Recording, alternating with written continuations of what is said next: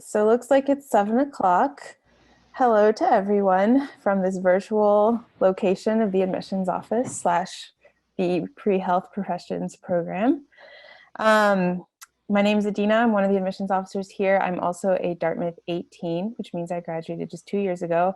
I was an English major at Dartmouth, and I was actually also pre-health, and I'm going to medical school next year. So they've put me on the perfect panel. For those of you who are tuning in for the first time, congratulations on your acceptance. We're so excited to have you as part of this community. And for those of you who have joined us over the past weeks, thank you for tuning in for this.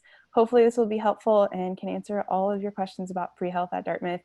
With that, I'm not one for many words, so I'll hand it off to Alicia, who's one of our awesome advisors, here to give you a little presentation about pre-health, and then we'll open it up after that to some questions for her and for some of the current students you'll see that are joining us on the call. You might also see another panelist, Matthew, on here. He is another admissions officer who will be answering questions in the Q&A live as we go on. So if you have questions, feel free to put them in there. But for now, I'll just hand it off to Alicia. Okay, sounds great. Thank you. So I'm going to go ahead and share my screen here. Okay, so welcome everybody. Thank you for coming. I know this is not the second look that you were hoping for, but in these times we appreciate your participation. Must be so exciting for you. Congratulations again on your acceptance to Dartmouth. My name is Alicia Ken. I am a senior pre-health advisor in our office, and we call our program the Health Professions Program, which we shorten to HPP. Also in our office is we also have another senior pre-health advisor. Her name is Sarah Berger. We also have Ray Stokes, who is the program coordinator. So if you were to attend Dartmouth and make an appointment with HPP, she would be the person who would greet you. And then as you get closer to applications, she tends to coordinate a lot of the letters of recommendation and a lot of other pieces of the application as well. She also does a lot of answering of emails to our HPP general email address. Our faculty director is Dr. Michael Ziegans. He is a wonderful resource for our program. We're very lucky to have him. He is an ophthalmologist by trade, and he serves as the head of ophthalmology at Dartmouth Hitchcock. He also does teach courses as well. So with all of these multiple roles, we're very fortunate to have him as our faculty director. He tends to serve as a liaison for our office and to Geisel School of Medicine as well as Dartmouth Hitchcock. So he brings in lots of wonderful speakers and connect us to a lot of wonderful resources. Our contact information is up on the screen, so feel free at any point in time if you do have questions, you can always give us a call or visit our website. Joining us today, we also have 3 of our pre-health mentors. I'm not going to introduce them. I'm not going to have them introduce themselves now because I'm going to have them do that at the very end. So we have Sade, Alex, and Jane. All of them are 20s, which means they're all seniors. We're lucky to have them joining us today. So if you do have a question specifically for our mentors, I suggest that in the Q&A, you actually direct it to our mentors. Okay, so our role in HPP as pre-health advisors. First and foremost, immediately when you step on foot onto Dartmouth campus, we end up helping you navigate your coursework, which is probably the easiest of the pre-health journey. And we help you choose your experiences. This takes place through a lot of one-on-one advising. We also help to facilitate enriching learning and community experiences, so I'll talk a little bit more about that. We also do a lot of one-on-one discussion and reflection on your goals and aspirations, which can change pretty dramatically in the 4 years that you are at Dartmouth. And we help you assess your application along the way. Especially this time of year, I see a lot of students who are trying to decide if they've done enough, if they haven't done enough, if they're missing anything, if they're ready to apply. So that's part of the assessment. We also help you navigate the actual application for health professional programs. The reason why we refer to students as pre-health students is because we serve any student interested in any sort of health professional program that requires graduate education. So that includes dental school, veterinary programs, physician assistant programs, or any other program you would be interested in after you leave Dartmouth in addition to medical programs.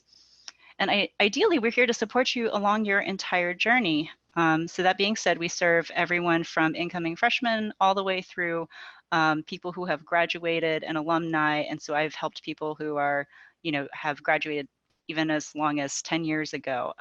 Even this cycle, I've been helping somebody who has had an entire career as a pharmacist and now wants to go to medical school. So we do offer that individualized advising from the moment you step foot on campus all the way through your alumni years. We also provide a lot of community dinners and student panels. The pre-health journey can be sometimes kind of a grind, and so it's nice to be able to talk to your peers and other mentors who can help support you on your journey. And so we do our best to facilitate those programs.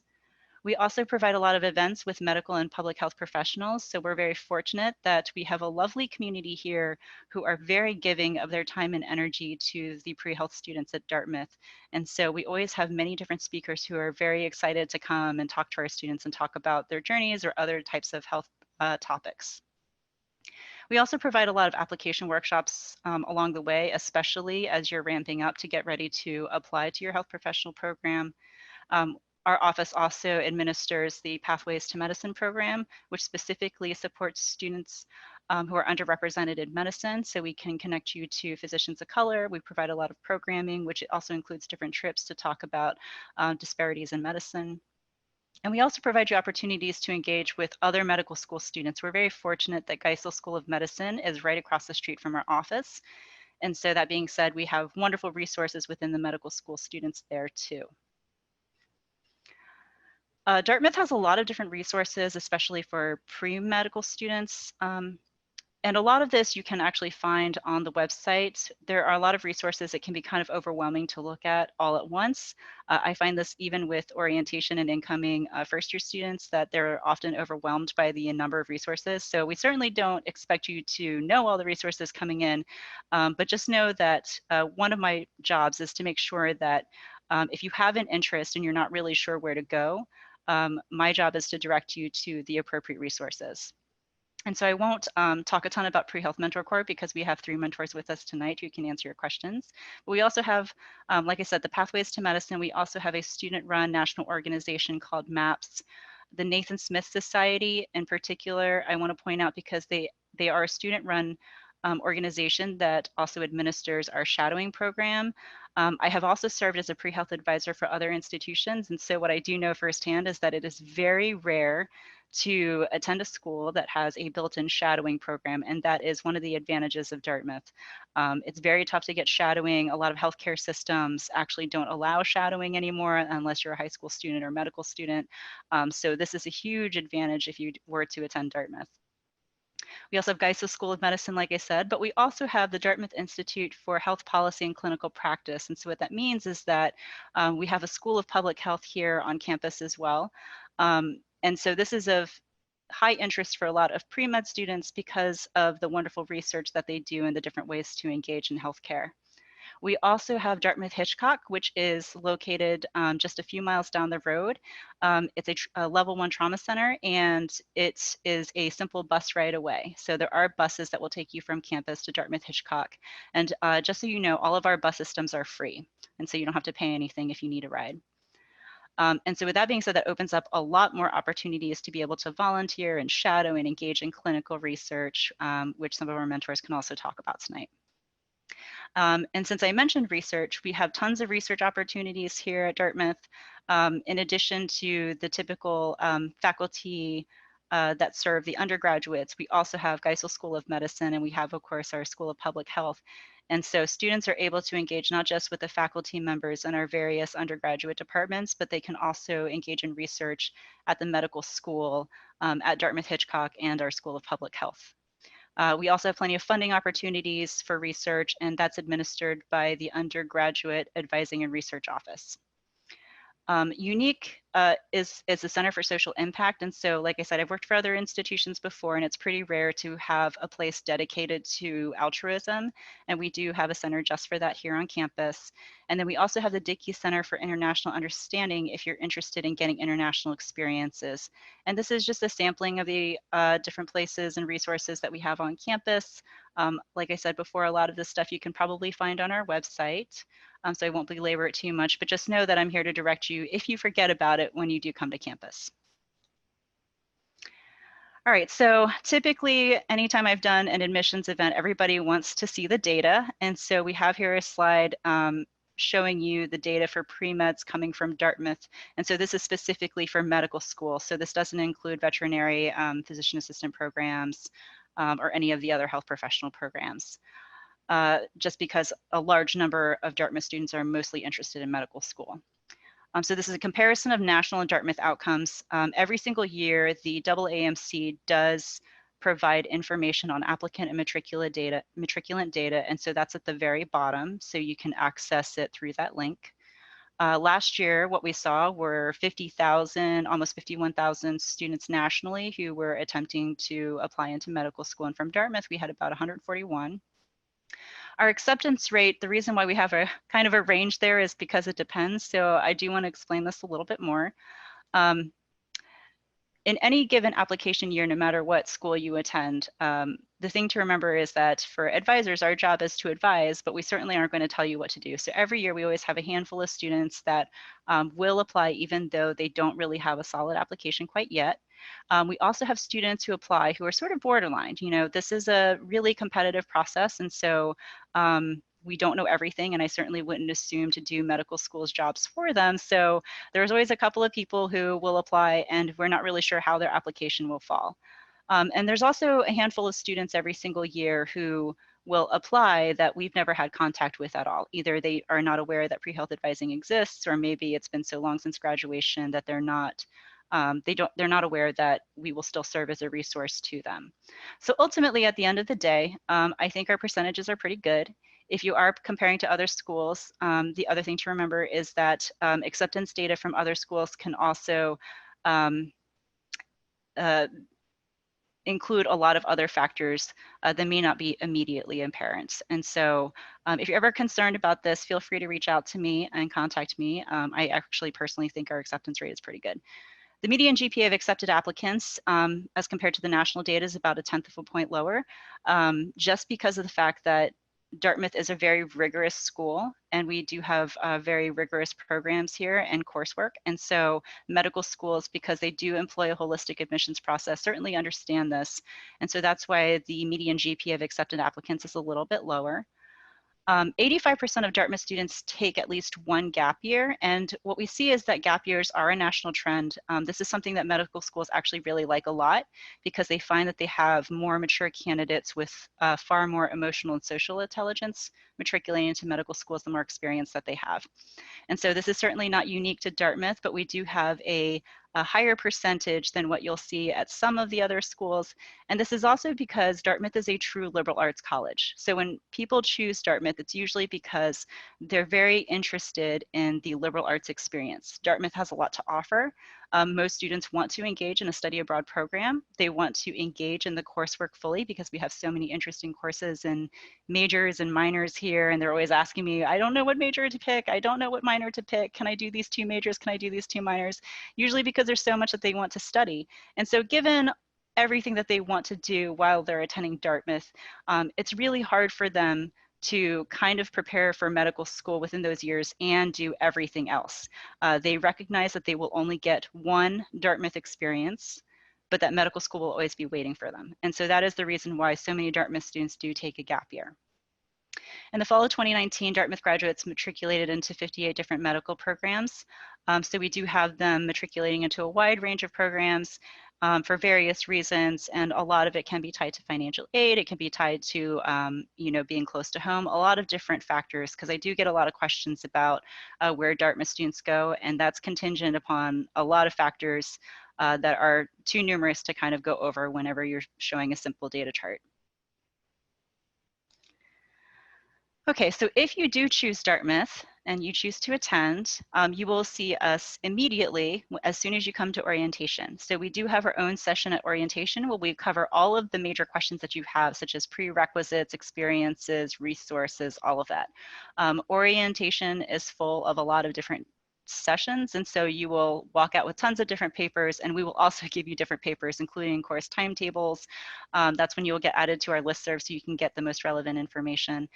In addition to our big pre-health orientation session, we also have a lot of group advising sessions immediately available. A lot of our mentors help out with that, and so you can immediately start doing your D-planning and figuring out your coursework for medical school. Okay, so I am going to be quiet now and have our mentors go ahead and introduce themselves. So I would like you to talk about maybe some of the ways that you've really enjoyed your Dartmouth experience. And so the experiences you've engaged in that you've really liked a lot. And so we'll just go in order on the screen. So Alex, do you want to go ahead and start? Yeah, I would love to. Hi, potential 24s. My name's Alex. Like it says up there, I'm a 20, which means that I'm a graduating senior. So sad. And let's see. So pre-health has obviously been a huge part of my Dartmouth journey, and I'm very pleased to say that that is a part that I've like thoroughly enjoyed. I've also really loved getting to be a biology and a Chinese double major. So if you're curious about being able to balance double majors or humanities and science, I'm here to say it's totally possible, as is Adina, of course. And besides that, my nuts and bolts on campus include being a part of our women's rugby team, which is a varsity sport. So that takes up a lot of my time, but has been a fantastic group of women to be a part of. I'm a pre-health mentor, obviously. And then I'm also pretty involved with our Student Wellness Center doing work for sexual violence prevention on campus, which Jane, my other co-panelist on here, is also involved with. And between those three things, I definitely stay pretty busy, and I do a little bit of research in an ecology lab as well. Hi all, I'm Jane. Like Alex, I'm a 20. I actually graduated last term, and on campus I do a bunch of different things. I'm a neuroscience and anthropology double major. I'm also a pre-health mentor, which is pretty obvious given this presentation. Also, I do neuroscience research, and I think one of my favorite Dartmouth experiences was really taking advantage of the Dickey Center, which is our Center of International Learning, and completing an internship in a hospital in Australia this past summer. So if you have any questions about doing anything abroad, like feel free to shoot me some questions. I'm sorry, Jane, can you talk about what you did at the hospital? Oh yeah, so basically I was doing research on gender health.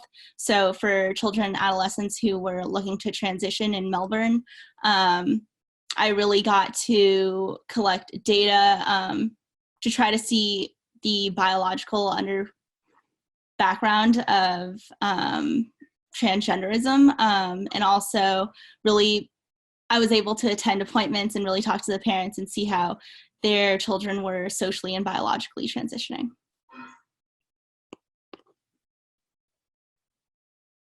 Hey guys, I'm Sade. I was a neuroscience major and chemistry minor at Dartmouth, and well, I guess I still am. I haven't graduated yet. I still have like 4 weeks. But my favorite part of Dartmouth was probably I was a part of the track team, so I guess I have like two main groups of people that was like my I guess my family at Dartmouth. It was my track team and also like my pre-health squad. You kind of just grind through the classes together, so that was probably my favorite part of being about Dartmouth. And I also did some really cool neuroscience research at Thayer School of Engineering. So it had to deal with concussions, and we took breath samples from different athletes, and we were trying to see if we can use the breath from the different athletes and diagnose concussions based off of that, based on the different biomarkers that are released for that. And I also did some clinical volunteering at DHMC in an OBGYN department because I want to be an OBGYN and deliver babies. So that was really fun to do as well. So yeah, that's pretty much me. Okay, perfect. And with that, I can start answering questions. I was trying not to belabor some of the programming. So let's see. Yeah. I think there's a good one in the beginning. Somebody asked a little bit about what kind of resources there were to determine whether or not they'd want to pursue med school. They would like to figure it out before the fall, but maybe you guys could kind of expand on that, you know, once you get to Dartmouth and how that might look at Dartmouth.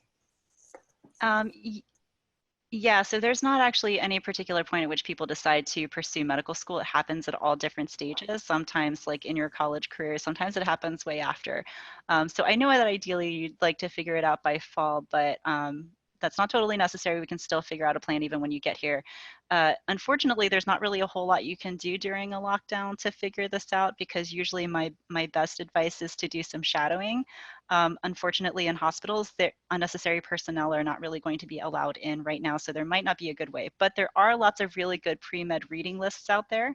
So I do suggest maybe reading some books. That's about the best we can say for right now, is just to read about medicine. Like I said, lots of really good pre-med book lists out there. Paul Kalanithi is a really good author that's very popular. I know Atul Gawande is another author that's really popular. So you can just Google a reading list, and I'm sure you'll come up with something.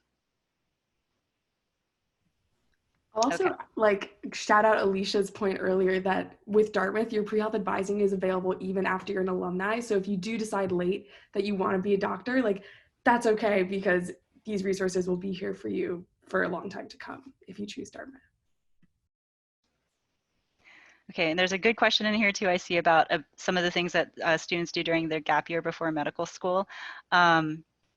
And so I'm going to answer it, but then I'll leave it open for what everybody else's plans are or what they did. But we see students doing all sorts of stuff. And so usually it's a mix of things. And so like if there was something that you feel like was missing from your application, that's a really good year to kind of fill that gap. Otherwise, students do many wonderful things. So if they really wanted to engage in clinical research, we have lots of places that reach out to us with gap year opportunities for clinical research. We also have students who are really interested in service. And so we see a lot of people going out on full-time service opportunities with organizations like AmeriCorps. I myself am an AmeriCorps alum, so I can certainly speak to the wonderful opportunities that those can provide for you, and how fulfilling they are. We also see students doing other interesting projects through different fellowships like Fulbright or Marshall. And then of course, there's lots of other formalized programs like the NIH postbac program. So I think the Nathan Smith Society actually keeps a list of different types of gap year opportunities that are available. So with that, I will be quiet now and let everybody else talk about different gap year stuff that they've seen. I'll go. So I'm really excited about my gap year job. So since I did like some research on campus, I kind of wanted to do something outside of research and do something more hands-on. So I applied to a teaching job, which is basically teaching middle school chemistry, which is, I think will be really fun, because I did a lot of like tutoring and like study group leadership for a lot of groups in Orgo and stuff on campus. So I think being with middle schoolers and then teaching them the basics will be really fun. So it's kind of something I'll never get to do ever again. So I feel like it'll be a fun experience. I was hoping to get, I'm not gonna lie, I was hoping to get kindergarten, elementary school, but you can't pick and choose everything. So I'll take the middle schoolers on, but yeah, I'm really excited about it.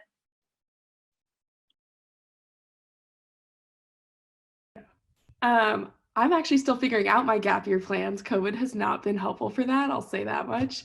But right now I am looking at opportunities to be a research assistant or a research coordinator. Unlike Sade, because I was doing ecological research at Dartmouth, I decided I kind of wanted to try to get some more like medically oriented research experience. And then I'm also an intended applicant for HPSP, which is a military scholarship funding program for medical school. So hopefully I'll spend a portion of my gap year applying to that, going to trainings for that. And then who knows? I'm still deciding if I want to take gap year, but I actually have a job lined up in healthcare consulting, which is a route that a lot of pre-health students take after graduating.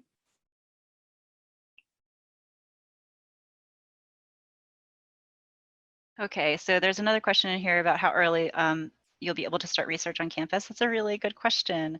Does anybody else want to take that? One of our mentors, maybe? I can start. So I personally started my sophomore year because I wanted to kind of get my feet under me for my freshman year. And then Dartmouth basically like handed me this opportunity to do research. They said, you know, you qualify for this scholarship program. Why don't you apply? Literally email came into my inbox. It was awesome. So I did. And I wound up doing research for my sophomore year, and I'm still doing it now. I'm not sure if anyone else on this call did research freshman year. Sade, did you? Yeah, I did the Women in Science project, so it's called WISP, and I think it started, I want to say I started it, I think my freshman spring, and it was just that term. And basically it's like a matching process where a list of Dartmouth professors kind of put out what research that, the different research opportunities that they have, and you kind of pick your top ones and you interview and they choose who they want to pick. So it's like a matching thing, but it was actually pretty fun. So yeah, I didn't stay in the lab, but I ended up doing something else, but it was a fun experience for that term, but never hurts to get started. So, but there's also no rush either. So yeah. I also did the women's science program, and I started my freshman winter, I think. Yeah, freshman winter. I know that just in general, a lot of the professors want to work with undergrads and they're super open. And there is also, I think, a spreadsheet or a list of professors with their projects who are looking for undergraduate research students. So there are definitely a lot of opportunities on campus. And I will pile on and say that it certainly isn't difficult for incoming freshmen to get research opportunities. If you want to do research as soon as your freshman year, you certainly can. And then, let's see. Maybe one about the, like, how easy is it to get pre-health travel abroad opportunities, or I guess for us it wouldn't technically be travel abroad, but with our off terms, like how easy is it to do health related things? Yeah, so I can say that because we have the Center for Social Impact and we have the Dickey Center, to get opportunities abroad isn't actually too difficult to find. So a lot of people will build their own opportunity, and that can get funded either through Dickey or through the Center for Social Impact, depending on the nature of the project that you're actually doing. So most of the time, I think most people do it as like an off-term experience, mostly because it's really hard to have any sort of impact with a shorter term experience. So anything, less than, 3 months, it would be really hard to say whether or not what you were doing was actually worth the plane ticket overseas. And so with that being said, that's certainly a topic of conversation that we can have. And I think Jane can also talk a little bit more about it as well, because her project was sort of a pre-health experience abroad. Did anybody else have a pre-health experience abroad? I don't think so, right? Not with us right now. So I don't know, Jane, did you have anything to add to that? I think everything that you said was incredibly true. With Dickey, I got $5,000 to go abroad to Australia, which is so helpful.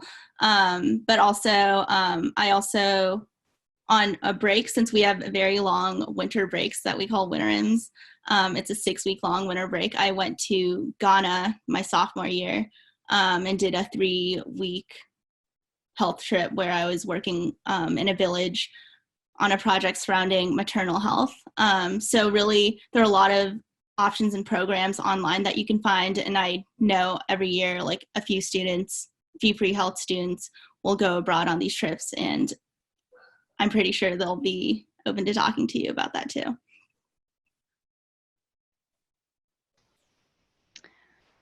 Okay. And Adina, did you have anything else you wanted me to answer? I'm trying to keep an eye here, but. Yeah, I think there's another question about, do you offer help in preparing for the MCAT? I feel like that's a really big topic and maybe would be worth. Yeah, so we sit down with students and we have a conversation one-on-one. This is really tough because there's not really a standard way to prepare. And so we do sit with students and talk about the many ways they can prepare, and it is a very individualized conversation. So I don't know, Sade, do you want to take this one? As far as resources? Yeah, there's a lot of different options. I sat down with Sarah before Alicia was here. I just used the Kaplan like online self-prep course, but there's so many different courses. It's just, at the end of the day, just go through the books, take the practice tests. I mean, I don't really know what else to say, but I feel like that's kind of way in the future for now. You really don't worry about that until junior, senior year. So yeah. Yeah, and just so you're aware, it is a content-based exam, and so we generally don't recommend preparing for it until you've taken the bulk of the coursework first. And so I really wouldn't be too concerned about it right now. Just know that we will sit down and have one-on-one conversations with you. A lot of our advice is built upon what's worked for previous people and what we know about you and how you've performed in your coursework, because it is a very individualized approach. I mean, some people will need a much longer period of time, sometimes shorter. It also just depends on if you're taking classes at the same time that you're prepping for the MCAT, or if you're prepping for the MCAT during an off term, how many things you have to self-study. So we do offer plenty of help, obviously, because we're looking at all of these different factors. So anytime you want to have a one-on-one conversation about it, we're usually available. Yeah, and I'll just add anecdotally as an alum, as somebody who went through this process in my gap year, Dartmouth classes prepare you very well to take the MCAT. Most of the material that was on it, you don't have to relearn. It's something that's been covered in your pre-med classes. And so I think that's a big advantage of our pre-health program, and just the strength of those classes, in that you will be prepared to do it and to worry about it when you have to worry about it. But yeah, that's just my perspective. There was also a good question about, can students manage study abroad opportunities outside of pre-med and their major? Of course. And so did somebody else want to talk about that? Who studied abroad? I can't remember. I did. Yeah, that's right. So my freshman summer, I went on a study abroad to Beijing. And so that is kind of with my major, the Chinese major. I was studying Mandarin. But catch here is that A, not health-based, and B, I actually didn't do it through Dartmouth. So when I was looking at my D plan and I was trying to figure out, okay, like, when am I going to organize these classes with my rugby season and bio major, Chinese major, pre-health, like that was a lot to think about. And I realized that I would not be able to do a Dartmouth study abroad, since that would like count as one of my terms. But because I kind of thought about that early and sort of got on top of things, I sat down with Sarah. There's a trend here. And she suggested that I look at programs outside of Dartmouth. So I did that, I applied, I got in, and I was actually able to transfer the credits to my Chinese major via like a transfer term. So it was really, really great. I would say it's totally possible, but you do have to be willing to kind of think about that stuff a little bit earlier on in the process than some of your peers. And there is a search tool on one of the study abroad pages, where if you want to see what types of Dartmouth-sponsored study abroad programs are available, it's all on there, and it'll tell you what terms they're offered and who's leading them and when the applications are, all of that. And so I know that at orientation, there's always students who come in already with an idea of which study abroad programs are most interesting to them. Okay, Thank so you guys. I think there was one directed, I think it was at Alex maybe, and then Jane also double majored, but somebody asked, can you please further highlight your experience as a double major and doing pre-health? Oh my gosh, it's been so awesome. Like I love the idea that at Dartmouth it's possible to get so much depth in more than one topic. Kind of similar to the study abroad, you do sort of have to be proactive about your planning and like make sure that you're going to be able to A, get everything done, and B, balance terms so that you're not taking like 3 really intense major classes at the same time. But I've really gotten a lot of value out of double majoring because it kind of forces me to not do science all the time. Not to say you couldn't do 2 science majors. If that's your vibe, go for it. But it's been nice to like always have like forced balance in that way. I'll also say like Dartmouth classes are roughly divided into thirds. So about a third of your classes will go towards your major, about a third will go towards distributive requirements. So, you know, everyone has to take an art class, everyone has to take a math class, for example, or like a QDS, quantitative class. And then that last third is kind of like, you know, a little bit of wiggle room, you can play around with that.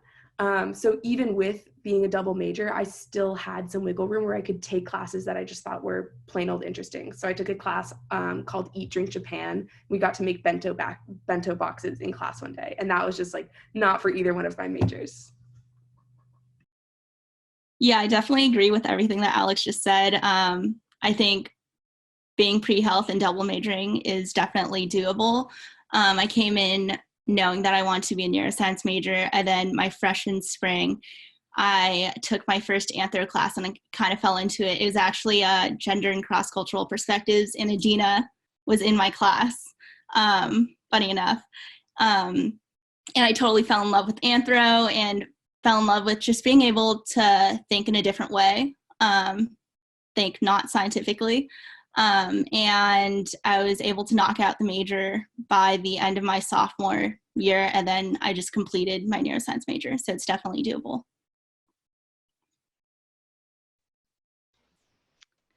okay, thank you both.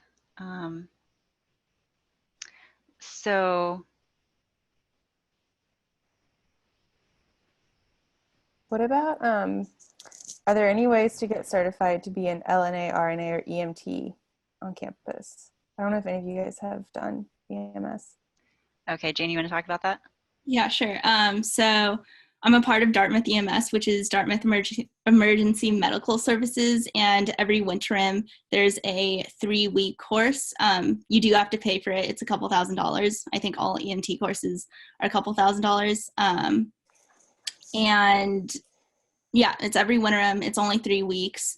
It's every day from 9 to 6 p.m. So it's an accelerated course and it's pretty intense. But after you get it, you're completely ready to take the test, which is what I did. And yeah, that's how I became an EMT.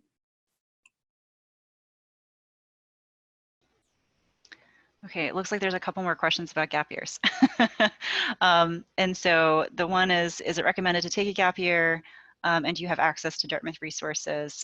Yes, so if you do take a gap year, our office still is available for consulting for help on medical school applications, and we also Zoom all of our workshops, and so students can attend even if they're not on campus. They can still get access to all of the information, and then we send them all the slides afterwards as well, so they still have full access to us as advisors. Is it recommended by medical schools to take a gap year? I would say 99.9% of the time, any medical school you talk to will probably say that a productive gap year is a really great way to help out your application, only because if you think of it like a job, any other job you would apply to is based on experience, and a gap year gives you so much experience. Most pre-meds don't usually have an unproductive gap year. Everybody's usually looking for something productive to do, and many of you are smart enough and ambitious enough to make the most of a gap year, and so in a single year you manage to accomplish quite a lot. So yes, medical schools definitely do recommend it. And then this is also a really good question. What are students planning to do given the current COVID lockdown? That's up in limbo. I see Alex is sitting there reacting to it, but Alex, did you have something you wanted to say about that? Yeah, I mean, I think angrily about the situation. No, I think it's in limbo and it's like very much evolving. I've unfortunately gotten quite a few emails from the places that have applied saying, you know, this is a non-essential position and given COVID, like we're no longer going to be offering it. But the beauty of this situation, if there is some to be found, is that there are a lot of volunteer opportunities. So I have a friend right now who's volunteering at a food bank and is specifically volunteering in their agricultural department. And today she sent me a picture of like the turnips she planted. And so with a global pandemic, there are bound to be like organizations that really need help. I know there's like the Massachusetts Department of Health is allowing people to register to be contact tracers. You can try to help figure out, you know, who has this person been in contact with. So, you know, if all hell continues to break loose, pardon my language, and I don't get to be a research assistant and I don't get to be a research coordinator, I'm very, very confident that I'll be able to find a meaningful volunteer position, whether it's like with a month notice or with a day's notice. And honestly, over the next, I think it is projected 5 years or even longer, a lot of medical schools plan to include on their secondary applications questions about how COVID-19 personally affected you. And so this can include responses such as, I had this wonderful experience lined up, but then it got canceled due to COVID-19, or there was hiring freezes everywhere. So it took me a little bit longer to find an actual permanent position. And so we've been actually working with students one-on-one directly through this crisis, because I had somebody who had 3 different experiences that she was no longer able to do due to COVID-19, but she's already found a bunch of other really cool opportunities to take their place. So, so we absolutely would, you know, we do help our students navigate those waters during something like this. It's a very unusual situation. There's one question from Haley that asks about how Geisel offers any advantages to students who may be looking to apply there for medical school. And I don't know if you've talked about the early assurance program or like want to expand upon that or. Yeah, sure. So, so at Dartmouth, if you're an undergrad here, we do have an early assurance program set up with Geisel. It makes a lot of sense, right? The medical school is right across the street from our offices. And so in the fall of what would be everyone's junior year is when the applications open up for the early assurance program. Did anybody else want to talk about early assurance? I'm going to Geisel through early assurance. Yeah, thanks, Sue Homies. It is truly like an incredible opportunity. The fact that I get to, you know, part of the gig is that you don't have to take the MCAT. So I was studying for it and put good 2 months of work in, and then decided, wow, I don't have to do this anymore because I'm going to accept this incredible offer.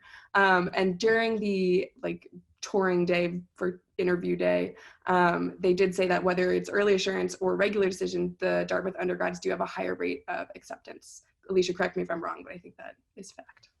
They really do. And so we do have a higher proportion of students who get into Geisel, although I think that may or may not change over the next couple of years. I'm not really quite sure. They have a new admissions dean over there, but I do know that they tend to, and it's really hard, right? Because everybody knows each other. It's such a small place. And so we have so many students who do research over there. We're so interconnected as a community. So it's very hard to not be biased in the process when, you know, they're looking at applicants coming from Dartmouth because they know such wonderful things that our Dartmouth students do. And so there's no formal advantage other than the early assurance program, but we've certainly noticed that we have a lot of students who do get acceptances from Geisel.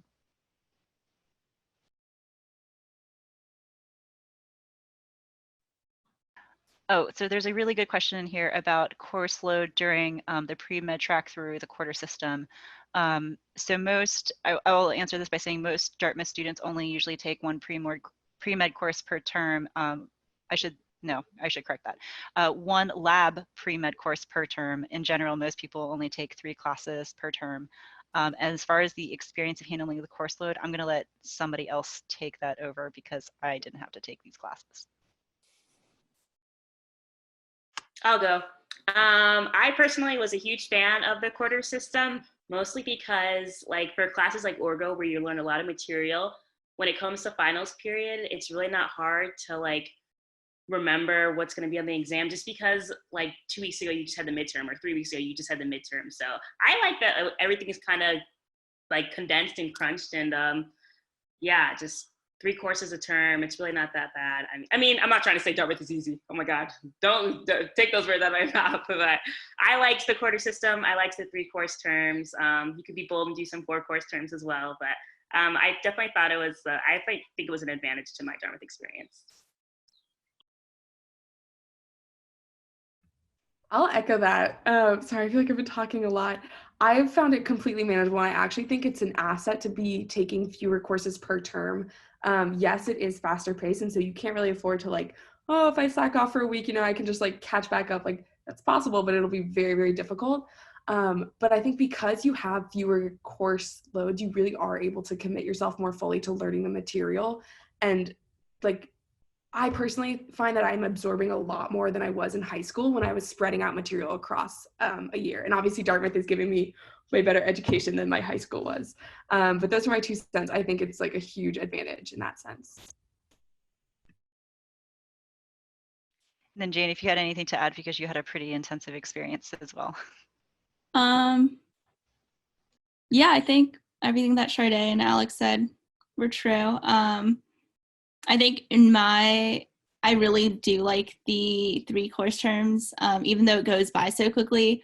If you really like a course, there are usually other ways that you can dive further into that subject. But also if you really didn't like a course and you're really struggling, then it's over in 10 weeks and you can forget about it and move forward. Thank you guys. There are a couple of maybe housekeeping tips. So maybe this is a question for Alicia. When does the application for medical school begin, and when is it recommended to take the MCAT?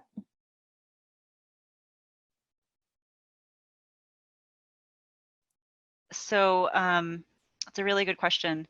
To clarify the timeline for gap year, if you're taking 1 gap year, you would apply at the end of your senior year.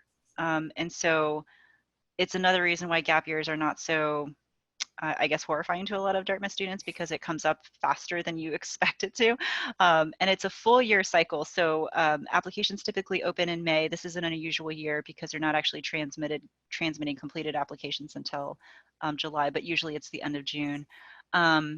And then people are usually working on secondary applications all summer long. So kind of like with the Common App, how it has those additional essays that you answer specifically for each college. Medical schools have their own essays they want you to answer, why our school, all of that other stuff. And so people are working on applications all summer long. And then the entire fall through the spring is interview season. And then with the shuffling on wait lists and things like that, this can go on all the way through the next cycle, which is to say, like, it can still continue on through June. So it's a full year-long process. It's extremely intensive. And then I forgot what the other part of the question was. When is it recommended to take the MCAT? The MCAT is recommended to be taken whenever you're done with the majority of the coursework, honestly, and whenever you have the time to actually take the MCAT.